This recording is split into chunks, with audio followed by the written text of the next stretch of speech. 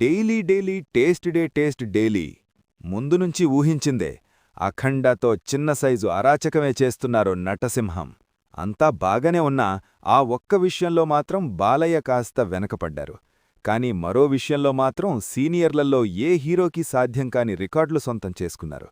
All time రికార్డులు set చేస్తున్నారు. మరి మిస్ అయిందేంటి? ఆ రికార్డ్సేంటి? అఖండ 2తో అనుకున్నది సాధించారు బాలయ్య. ఒకవైపు మిక్సర్ టాక్ కంగారు పెడుతున్నా తన స్టామినాతో ఓపెనింగ్స్ మాత్రం అద్రగొడుతున్నారు. తొలి రోజే వరల్డ్ వైడ్గా 59.5 కోట్ల రూపాయలు వసూలు చేసింది అఖండ 2. డాక్ మహారాజ్ 56 కోట్ల దగ్గరే ఆగిపోతే దానికంటే 4 కోట్లు ఎక్కువే తెచ్చింది అఖండ 2. జోరు చూస్తుంటే వీకెండ్ లోపే 100 కోట్లు కొట్టేలా ఉన్నారు బాలయ్య. ప్రీమియర్స్ నుంచే దూకుడు చూపిస్తోంది అఖండ 2.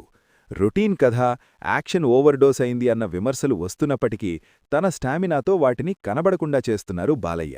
అంతా బాగానే ఉందిగాని 6 ఏళ్ల కింద సైరా నరసింహారెడ్డి తీసుకొచ్చిన 80 కోట్ల ఓపెనింగ్ మార్కుని మాత్రం అందుకోలేకపోయింది అఖండ 2.